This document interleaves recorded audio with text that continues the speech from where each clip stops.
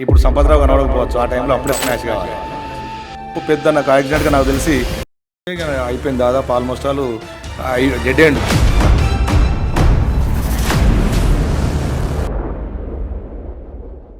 అంటే ఎక్కడి నుంచి స్టార్ట్ అయింది సార్? అంటే మీ ఒక చిన్నతనం నుంచి చెప్పండి ఒకసారి. టర్నింగ్ పాయింట్ ఎప్పుడు జరిగింది, ఎట్లా అని? టర్నింగ్ పాయింట్ అంటే యాక్చువల్గా సార్ మామూలుగా మీరు నన్ను వేణు అని పిలండి, హ్యాపీ ఫీల్ అవుతాను. మీరు కళ్యాణ్ గారా వేణు గారా? అసలు అదొక మన సంశయం. అది మీ ఇష్టం, వేణు కళ్యాణ్. మీ ప్రేమతో పిలిచిన ఓకే. ఓకే. అయితే మెయిన్గా ఏంటంటే నాకు ఎడ్యుకేషన్ నుంచే స్టార్ట్ చేస్తాను మీకు నేను అనేది. అంటే నా చిన్నతనం అనేది అసలు ఫస్ట్ ఆఫ్ ఆల్ ఇంకొకటి మీకు చెప్పాల్సింది ఏంటంటే పెద్ద నాకు యాక్సిడెంట్గా నాకు తెలిసి ఇప్పుడు సంపత్రావు కనబడకపోవచ్చు, ఆ టైంలో అప్పుడే స్మాష్ కావాలి. 5 ఎకరాలు 6 ఎకరాలు పత్తి పెట్టినాం. మాదో 6 ఎకరాలు మాకుండే, ఒక 5 ఎకరాలు కౌలు తీసుకుని నాన్న చేసేవాడు. ఇక అందులో ఆ సంవత్సరం నేను కూడా ఇప్పుడు ఇంకా మధ్యలో ఒక 6 months గ్యాప్ 1 year గ్యాప్ వస్తుంది కాబట్టి ఆ టైంలో వ్యవసాయంలో లీనం అయిపోయినాం. నేను కూడా చేసేవాడిని. ఆ చేసే క్రమం లోపల అప్పుడు పెస్టిసైడ్స్ బాగా, అంటే పురుగులు, అంటే పత్తికి బాగా చీడలు ఎక్కువ ఉండే టైము. ఆ టైం లోపల ఈ మందు కొట్టాలంటే నాకు వేరే పని ఇష్టం ఉండేది కాదు, కానీ ఈ స్ప్రే చేసుకునేది ఇష్టం ఉండేది.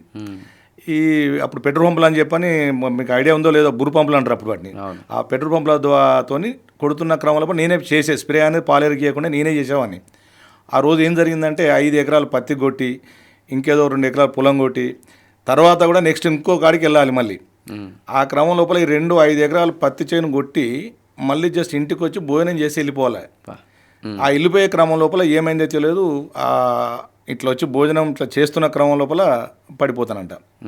పడిపోయి ఎందుకంటే మొత్తం ఈ స్ప్రే చేసిన టైం లోపల మొత్తం నా బాడీకి అంతా పట్టేసుకొని ఇమీడియట్లీ రియాక్షన్ స్టార్ట్. పడిపోయిన తర్వాత ఎంబడే హాస్పిటల్కి తీసుకొస్తారు. అప్పుడు ఇంకా ఈ ప్రైవేట్ హాస్పిటల్స్ ఉన్నా సరే పేయింగ్ కెపాసిటీ లేదు కాబట్టి తీసుకొచ్చి ఎంజిఎంలో పడేసిండ్రు. వరంగల్ ఎంజిఎంలో పడిపోతే ఇక అయిపోయింది దాదాపు almost all dead end. 3 days 4 days కోమాలకి వెళ్ళిపోయాను. అయిపోతుంది ఇక నాకేం తెలియదు. ఇది 90లో 90 నేను 88 90 తర్వాత అది అయిపోయింది. ఐటీ అయిపోయాక ఇంటికి వచ్చినాక ఈ సినిమా ఓకే 90 పీరియడ్ కాగానే 4 days 5 days తర్వాత మెల్లమెల్లగా నేను అంటే అయిపోయింది డెడ్ ఎండ్, అంటే డెడ్ ఎండ్ లేనే లేదు, ఛాన్సే లేదని చెప్పని వాళ్ళు చెప్తారు, క్లోజే.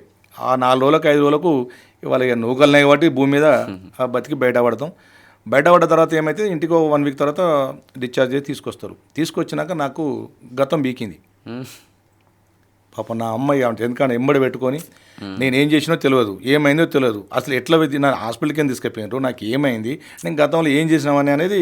ఇక సినిమా అప్పుడప్పుడు మనం కొన్ని సినిమాలు చూస్తే అరే ఇది నిజమారా అనిపించేది. నాకు సినిమా జీవితం నేను అప్పుడప్పుడు చూస్తే ఓహో ఉంటుంది అని చెప్పని నా లైఫ్లో జరిగింది. అమ్మ ఎంబడి ఉంచుకుంటూ నాన్న నువ్వు ఇది చేసినావు ఇది ఇట్లా ఏం గుర్తులేదు, జీరో, మొత్తం జీరో అయిపోయింది, ఎంటీ ఒక రకంగా చెప్పాలంటే.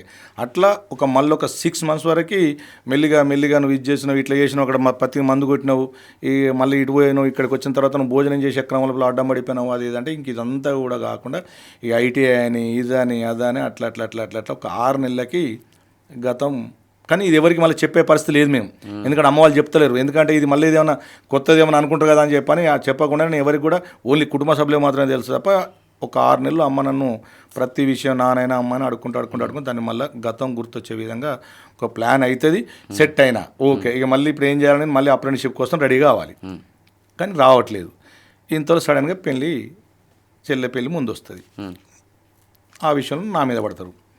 మరి ఎట్లా, నువ్వు కూడా పెళ్లి చేసుకోవాలి. అరే ఇప్పుడు నేను పెళ్లి చేసుకుని ఏం చేయాలి, ఎట్లా సాధ్యం ఇది కాదమ్మా అని చెప్పాను. నేనంటే లేదు చేసుకోవాలి.